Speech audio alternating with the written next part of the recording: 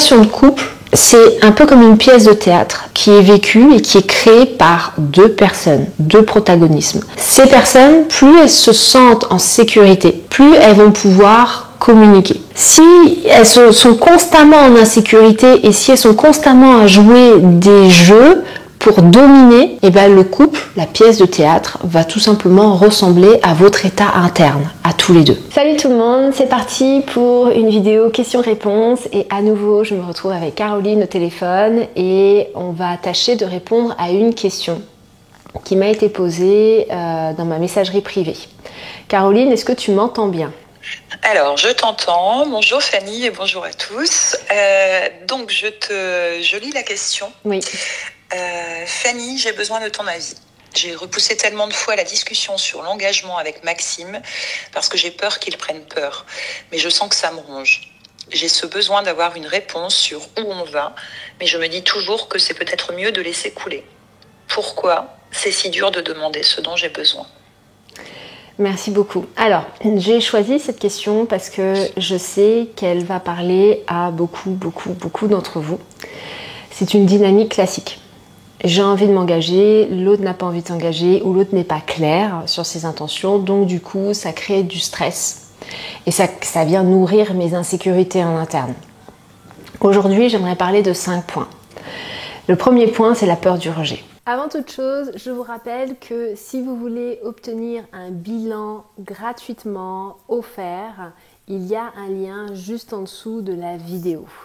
Vous répondez au formulaire et puis je reviendrai personnellement vers vous pour vous proposer une date et nous pourrons faire connaissance et faire le point. Vous repartirez avec de précieux éléments pour améliorer vos relations mais aussi gagner en confiance en vous.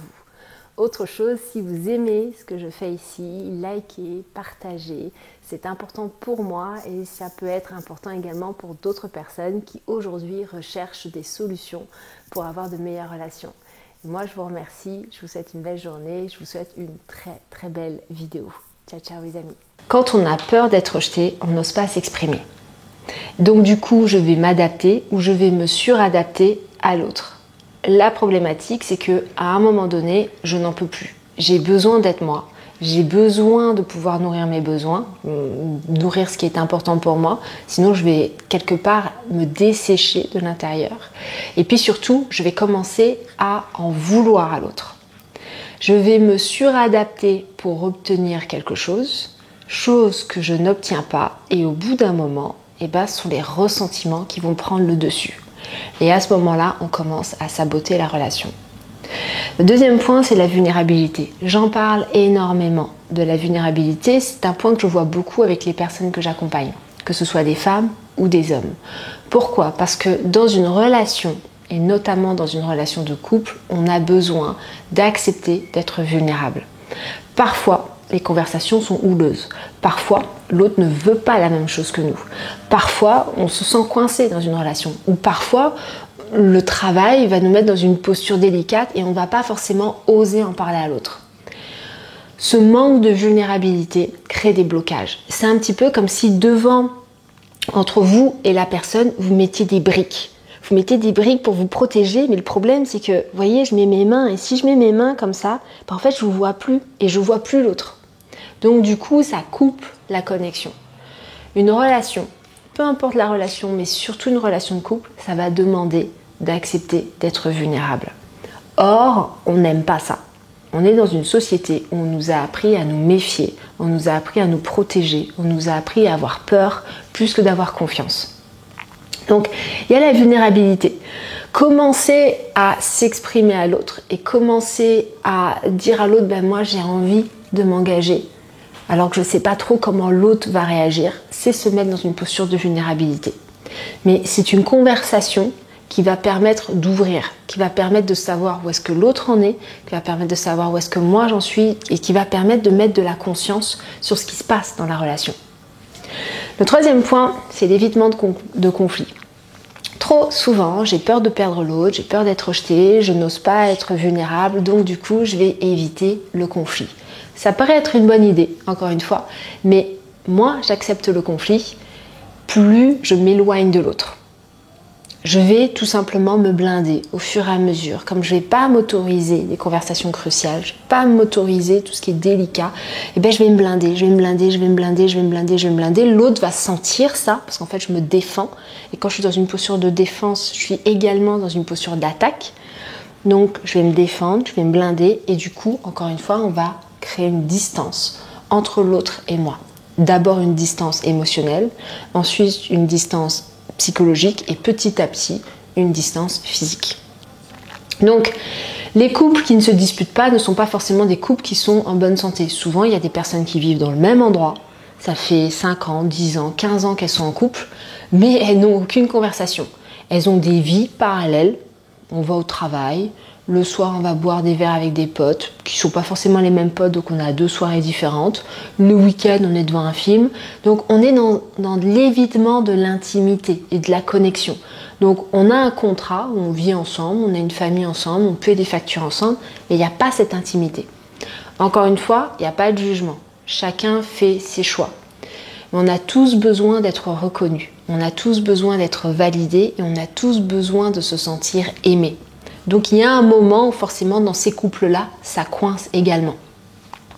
Donc éviter les conflits, ce n'est jamais une bonne solution. Éviter les conversations un peu houleuses ou les conversations inconfortables, ce n'est jamais une bonne solution. Ça paraît l'être au début et puis petit à petit on voit qu'il y a un éloignement. Par contre, ça on le voit dans toutes les thérapies, à partir du moment où j'exprime ce qui se passe à l'intérieur de moi. Pas en imposant à l'autre, pas en disant à l'autre ça doit être comme ça, pas en disant à l'autre j'ai raison, mais plutôt j'exprime ce que je ressens avec toute la vulnérabilité, avec toute la non-connaissance en réalité de la situation. Je ne sais pas ce qui est bon pour nous. Mais là aujourd'hui, pour moi, c'est ça. Et j'ai envie qu'on trouve une solution ensemble. À ce moment-là, on ouvre. On crée un pont. On ne crée pas un mur, souvent. Les personnes que j'accompagne, quand elles arrivent vers moi, elles ont appris à poser leurs limites en créant des murs entre l'autre et elles-mêmes. Parce qu'elles ne savent pas, en fait, poser leurs limites. Elles encaissent, elles encaissent, elles encaissent, et ensuite, bam, elles pètent un câble. Quand on apprend à communiquer, quand on accepte sa vulnérabilité, on commence à créer un pont. C'est une invitation à l'autre à s'ouvrir. Et là, il se passe des choses très très belles. Le point d'après, c'est le besoin d'être légitime. C'est normal dans une relation d'avoir besoin de savoir où on est, d'avoir besoin de savoir où on va. On n'est jamais certain à 100%, aucune relation n'est garantie à 100%, mais c'est normal d'avoir ce besoin. Et c'est normal de demander à l'autre « Hey, chérie, on en est où ?» Ça fait 6 mois, 1 an et demi qu'on est ensemble. On n'a jamais posé de mots sur notre relation. On en est où? Pour toi, parce que je ne suis pas dans ta tête et je ne veux pas interpréter, je ne veux pas me mettre à ta place et je ne veux pas t'imposer quoi que ce soit. Dis-moi ce que toi, tu penses de notre relation. Et cette conversation n'a pas à forcément tout remettre en question, mais elle va permettre de mettre de la conscience et elle va permettre de vous sécuriser. Plus vous fuyez ce qui vous fait peur, plus ça vous domine. Et plus ça va prendre de place dans votre vie et dans votre esprit. Plus vous acceptez les choses telles qu'elles sont, vous mettez de la conscience, plus vous en serez libéré et plus vous serez maître de votre vie. Vous pourrez prendre des décisions en conscience. Le point d'après, c'est la tension entre la connexion et la peur de l'abandon. Les personnes qui ont des liens d'attachement anxieux. Donc les personnes qu'on appelle un peu vulgairement les dépendants affectifs. Ce sont des personnes qui veulent fusionner. Elles ont besoin d'une connexion très forte avec l'autre. Le truc, c'est que dans cette balance, il y a j'ai besoin de fusionner très fort et en même temps j'ai peur que tu m'abandonnes. Donc je vais aller dans des comportements qui ne sont pas forcément très cohérents. Je vais créer un conflit parce que comme ça dans ce conflit, tu vas me regarder et je vais me sentir importante pour toi. Et en même temps, je vais peut-être aller dans un mécanisme de rejet.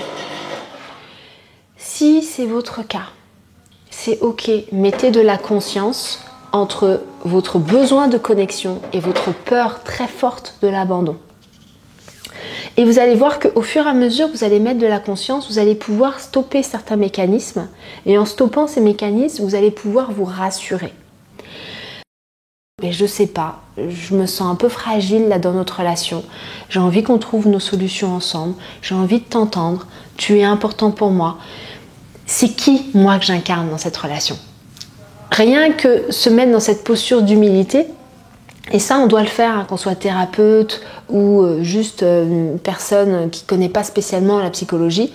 Le simple fait d'être dans cette posture d'humilité, elle crée énormément de changements dans toutes nos relations. Caroline, comment tu te sens par rapport à tout ce que j'ai évoqué là? Mais écoute, j'ai noté plein de choses parce que j'ai beaucoup de questions. Mais la première que je vais te poser finalement, c'est je vais rebondir sur les dernières choses que tu as dites. Est-ce que ça nécessite pas finalement, avant de réussir à comment dire, s'imposer un peu ou s'imposer plus, être plus présente dans le couple, poser ses questions, etc. Est-ce que ça nécessite pas un gros travail sur soi? Parce que finalement, on voit beaucoup de femmes qui le couple, c'est toute leur vie. Ça donne l'impression qu'elles n'ont pas de vie à côté. Et donc forcément, ces questions cruciales sur l'engagement, elles les posent pas parce qu'elles ont trop peur de la réponse, parce que derrière, elles ont trop peur d'être seules. Donc ça rejoint ce que tu disais sur est-ce que je suis une personne stable au départ. Mais est-ce que changer cette posture demande un gros travail sur soi? Alors, déjà, cette problématique, elle ne touche pas que les femmes, hein. Elle touche aussi beaucoup d'hommes. Ça, on n'en parle pas assez. Les problématiques de dépendance affective, de lien d'attachement anxieux, désorganisé, évitant, ça ne touche pas que les femmes. Souvent, en fait, ce qu'on entend, c'est les hommes sont évitants, c'est-à-dire ils sont dans une posture de fuite et les femmes leur courent après. En réalité, on voit ça chez les deux sexes. Ça, c'est important de le dire et d'arrêter un petit peu de créer des généralités. Il y a des hommes qui ont envie de s'engager et qui souvent se retrouvent face à des femmes qui ne s'engagent pas, ou face à des femmes qui fuient, ou face à des femmes qui ne savent pas. Elles ne mettent pas de mots dedans ou elles ont juste besoin de se sentir libres. Donc ce sont des problématiques qui touchent les deux sexes. Ensuite, par rapport au travail sur soi, oui, il faut un travail sur soi. Il faut apprendre à s'aimer, il faut apprendre à se nourrir, il faut apprendre à se connaître, il faut apprendre à mettre de la conscience, apprendre à respirer, apprendre à se poser, apprendre à gérer ses émotions, apprendre à accueillir les émotions des autres. Il y a tout ça à créer pour avoir une belle relation de couple. Maintenant, souvent, ce qui se passe, c'est oui, il faut d'abord s'aimer soi. Donc on est dans une forme d'individualité. Moi, je. Et du coup, on peut basculer vers quelque chose qui est déséquilibré. Avant, j'étais trop dans le don de moi, dans le sacrifice, et tout d'un coup, je vais basculer à moi. C'est moi qui est important. Souvent, c'est une étape, parce qu'au bout d'un moment, on se rend compte qu'à trop penser à soi, on se ferme, on ne s'autorise plus à aimer, on ne laisse plus rentrer personne dans notre vie, on ne sait plus comment laisser rentrer quelqu'un dans notre vie, parce qu'on se blinde. Donc, on a besoin de retrouver un équilibre. Donc l'équilibre parfait, il est dans je fais un travail sur moi et en même temps, je profite des relations pour mettre de la conscience. C'est-à-dire je vais profiter de rentrer par exemple dans une nouvelle relation où je vais profiter de ma relation de couple que je vis actuellement pour justement commencer à m'affirmer un peu plus. Commencer à poser un peu plus mes limites, commencer à écouter un peu plus l'autre, commencer à rebondir sur ce que l'autre me dit, commencer à changer mon comportement lorsque l'autre se ferme. Tu vois ? Donc on est dans une forme de pratique qui nous permet de mieux intégrer les différentes leçons. Parce que souvent ce qui se passe, c'est que tiens, je vais me planquer, je vais apprendre à vivre seule, je vais m'acheter un chat, un chien, et du coup, j'ai plus besoin des autres. Là, on est dans un repli de soi. On a l'impression d'avoir guéri sa dépendance affective, d'avoir guéri certaines problématiques, mais en réalité, on a juste trouvé un nouveau mécanisme qui permet de se couper, entre guillemets, de certaines émotions. Or, ce qui nous permet d'avoir de belles relations avec les autres, c'est justement l'apprentissage des émotions, de la frustration, de la colère, de la jalousie, de l'envie. C'est plus on va apprendre à gérer tout ça, plus nos relations seront belles également à l'extérieur. J'ai une autre question, enfin, je rebondis toujours sur ce que tu viens de dire, en fait, au niveau de la vulnérabilité. Ouais. On a tous, enfin, on baigne quand même dans les comédies romantiques, etc. On a une idée de l'amour qui n'est pas forcément la bonne. Et en fait, je me dis, dans les comédies romantiques, les défauts sont mignons, donc l'autre les accepte, tu sais. Mais comment... donc, il est difficile de lâcher autre chose à l'autre que ces défauts mignons. Ouais. Parce qu'on a forcément des zones plus sombres, des choses qui sont moins drôles et qui sont pas mignonnes. Est-ce que tu penses qu'il faut tout dire à l'autre ou garder un jardin secret qui soit important? Quel est l'équilibre à trouver entre les deux, c'est-à-dire se montrer vulnérable, mais peut-être pas tout dire? Enfin... Alors, les comédies romantiques, elles s'arrêtent soit trop tôt, soit trop tard. C'est-à-dire, elles s'arrêtent au moment où on rencontre quelqu'un, où ça se passe bien. On est dans la phase de romance, d'accord? Ça, c'est une phase qu'on vit tous. On rencontre quelqu'un, on l'idéalise, il nous idéalise, il y a ses défauts, mais ces défauts sont perçus sous un regard romantique, en fait. Ça, on le vit dans la rencontre amoureuse. C'est pas un problème, quelque part. Le problème des comédies romantiques, c'est que ça s'arrête au moment où tout va bien. Ça s'arrête dans la phase... romantique, dans la phase où il y a des papillons, où ça pétille, où c'est beau. Or, il y a une autre phase derrière, la phase où on voit l'autre tel qu'il est, et surtout, tout ce qu'on aimait avant, on se dit merde, ça me dérange en fait. Par exemple, on va rencontrer un homme indépendant. Et on va dire, ah c'est génial, il est indépendant, du coup il me laisse faire tout ce que je veux. Et puis 6 mois après on se dit, putain fait chier, il est pas là, il est pas si tendre que ça, il est tout le temps parti à gauche, à droite, il n'y a pas assez de connexion. On va rencontrer un mec qui joue de la guitare, on va dire, oh là là, il joue de la guitare, c'est tellement romantique, c'est tellement beau. Et puis 6 mois après, on va se dire, putain fait chier le dimanche matin, il joue à la guitare, moi j'ai envie de faire la grasse mat, il m'emmerde avec sa putain de guitare. Donc on est tout le temps en train d'aimer quelque chose et ensuite de reprocher à l'autre ce qu'on aimait. Ok, on a des phases comme ça d'insatisfaction.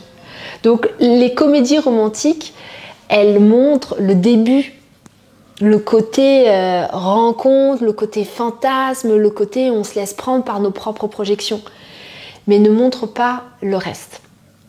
Or, dans notre quotidien, il y a le côté romantique et ensuite il y a le reste. Et ce reste, il est passionnant en fait également. Mais il devient passionnant quand on se sent en sécurité. C'est-à-dire quand on arrête de constamment remettre la relation en question ou quand on arrête de croire que sous prétexte que l'autre n'est pas d'accord avec nous ou qu'on n'a pas envie de la même chose au même moment, ça veut dire que la relation est terminée. Ce côté-là, plus pragmatique, plus réaliste, il est passionnant quand on le prend comme un terreau, comme un terrain pour mieux se comprendre, pour être plus présent et pour apprendre certaines compétences comme la communication, la gestion de ses émotions, la gestion des émotions de l'autre, le fait d'écouter l'autre. À partir du moment où on se dit « Ok, moi je veux devenir plus mature, je veux vraiment arriver à être quelqu'un de sécure dans une relation », là il se passe un truc où la relation devient belle. Et ça devient passionnant, ce truc un peu ennuyeux que les personnes immatures, en fait, parce qu'il y a une immaturité émotionnelle derrière ça, les personnes immatures cherchent à fuir. À partir du moment où on se dit je veux grandir, ça devient passionnant, ça devient beau. Donc, je ne me souviens plus exactement de ta question d'ailleurs. C'était sur... on lâche pas grand-chose en fait. En général, on se sent... on a l'impression de montrer sa vulnérabilité quand on montre uniquement les défauts mignons et on ne se livre pas complètement. Encore une fois... Avec les comédies romantiques ou... Encore une fois, Caroline, on ne peut pas montrer qui on est si on a peur d'être jugé. Il ne faut pas oublier que dans l'enfance, on nous a éduqués avec la punition. On en revient toujours à ça. Qu'est-ce qui s'est passé dans mon enfance? Dans mon enfance, on m'a appris que si je n'étais pas ce qu'on attendait de moi, j'allais être punie. Donc, ça allait être douloureux. Donc, j'allais être rejetée. Okay? Et si, en tant qu'enfant, je suis rejetée, je peux mourir. Donc, en tant qu'adulte, ce que j'ai enregistré, c'est si je ne suis pas ce que l'autre attend de moi, je vais être punie. Ou je vais être rejetée. Donc, je ne vais pas être aimée. À partir du moment où j'ai compris que j'ai de la valeur, moi je suis quelqu'un qui a de la valeur, je suis quelqu'un de bien. Peu importe ce que je fais, parce qu'en fait on fait tous des erreurs, on a tous fait des conneries dans notre vie. Mais à partir du moment où je sais, je reconnais ma propre valeur, on est dans une auto-reconnaissance de soi. Je sais que j'ai de la valeur, je peux rentrer dans une relation en exprimant les choses. Je peux rentrer dans une relation en me montrant. Mais si je suis dans une non-reconnaissance de moi, oui, je vais jouer un rôle parce que je veux que l'autre m'aime, je veux que l'autre me reconnaisse. Tu vois, on est dans je suis assez enracinée, quand j'ai confiance en moi, on est dans je suis assez enracinée pour finalement montrer mon vrai visage à l'autre. Et si l'autre m'aime et m'accepte comme ça, c'est super. On avance ensemble. Mais si je suis pas enracinée et si je suis pas en sécurité, ben je me sens pas aimée, j'ai pas de racine. Moi, je veux que l'autre m'enracine. Je veux que l'autre me reconnaisse. Je veux que l'autre me donne l'amour que je suis pas capable de me donner en fait. L'amour que mes parents m'ont pas donné. Donc oui, je vais rejouer ce que j'ai joué dans mon enfance. Je n'ai pas envie d'être punie, donc je vais jouer un rôle. Donc, je vais faire ce que l'autre souhaite, entre guillemets. Mais du coup, comme je vais être dans une frustration et comme je vais pas être à ma place, je vais pas être moi, ce qui peut se passer, c'est que du coup, je vais avoir des comportements où je vais aller nourrir des besoins derrière le dos de l'autre. Donc, à ta question, tu m'as posé tout à l'heure, est-ce qu'on doit tout dire ou pas ? On a besoin d'avoir un jardin secret. On a besoin d'avoir des espaces à soi, on a besoin d'avoir du temps pour soi, on a besoin de se retrouver avec nous. Et en même temps, il ne faut pas confondre jardin secret et j'ai une double vie où je fais ce que je veux. Soit on est en couple, et dans ce cas-là, il n'y a plus trop de je fais ce que je veux, mais il y a un compose ensemble et je garde un jardin secret. Ou alors il y a un je suis libre en fait. Et c'est là où souvent on tombe sur des partenaires qui sont dans une forme de liberté dans leur relation. Le polyamour, le libertinage, etc., etc. Encore une fois, il n'y a rien de mauvais là-dedans. Il y a juste prendre conscience que on n'a pas tous les mêmes besoins, on n'a pas tous les mêmes envies et que plus on peut communiquer dessus, calmement, sans jugement, sans vouloir changer l'autre, plus on sait où on est et plus on peut avancer en se sentant serein en fait à l'intérieur de nous. J'ai une dernière question si tu veux bien. Ouais. Elle est en deux parties finalement. La première partie, c'est est-ce que quand on se suradapte dans le couple, donc tu en parlais tout à l'heure, est-ce qu'on a tendance à se suradapter dans tous les domaines ?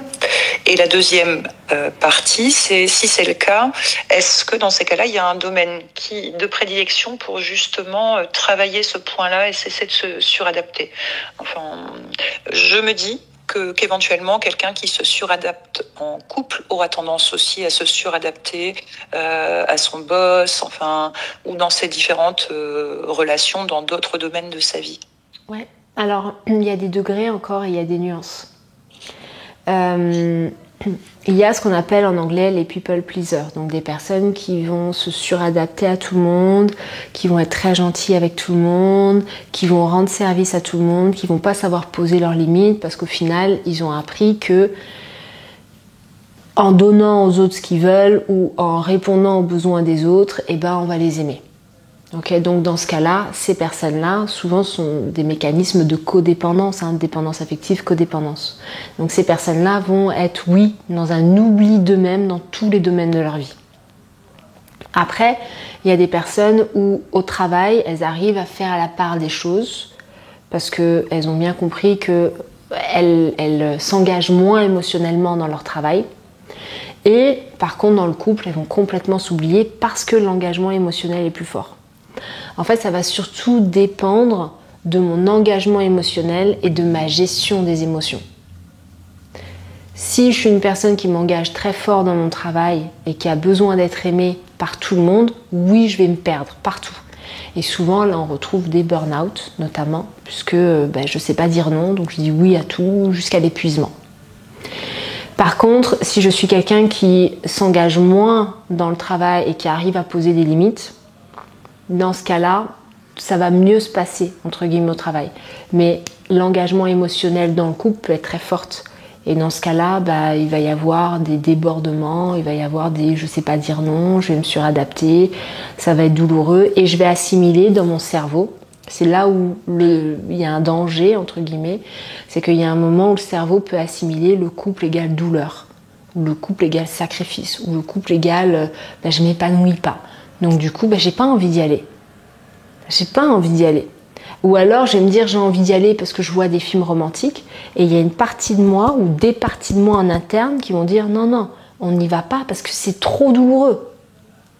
À partir du moment où je développe une croyance du style le couple est dangereux ou le couple est mauvais ou le couple crée de la douleur, ben, je vais de manière très inconsciente aller valider ça. Donc il y a des parties de moi qui, pour me protéger, parce que c'est toujours de la protection, va aller chercher des partenaires qui vont renforcer cette croyance-là. Et au fur et à mesure que je renforce cette croyance-là, ben, j'ai du mal à m'en sortir parce que ça devient une réalité.